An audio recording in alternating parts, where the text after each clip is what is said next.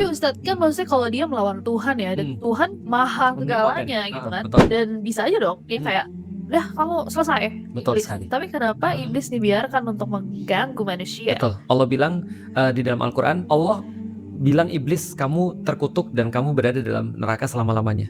Iblis langsung minta usul. Aku akan buktiin bahwa narasi yang kamu buat tentang manusia itu semuanya salah. Jadi dengan kekuasaanmu ya Allah, dengan kekuatanmu ya Allah, aku akan buktiin bahwa saya semua itu salah. Kasih aku waktu.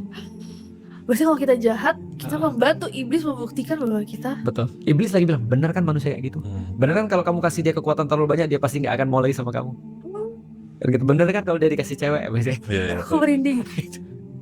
Tapi punya pertanyaan sih, apakah ada semacam grade juga di iblis, kayak misalnya dia berhasil bikin orang cerai, maksudnya si iblis ini, dia naik lagi. Iblis punya bala tentara. Bala tentaranya ada dari golongan manusia, dari golongan jin. Nah, bala tentara itu namanya setan. Jadi setan itu adalah sebuah kata sifat untuk menyifati orang-orang yang mulai membangkang pada Allah. Maka namanya setan. Nah, setan-setan ini ada grade-nya. Nah, betul tadi. Grade yang termasuk paling tinggi adalah ketika dia bisa membuat orang bercerai. Oh, itu paling tinggi. Jadi ada setan-setan datang ke iblis lapor nih. Nah, yang paling tinggi siapa? Yang paling tinggi adalah orang yang membuat orang bercerai. Itu grade-nya tinggi tuh. Wow. Banyak lagi. Iya. Serem banget. Tapi di Indonesia udah pada insecure setan-setan. Karena Indonesia udah lebih bagus jauh semuanya. Al-Quran dikorupsi. Iya, aku baru mau nanya, apa grade-nya orang-orang yang nipu Geleng-geleng ya iblis.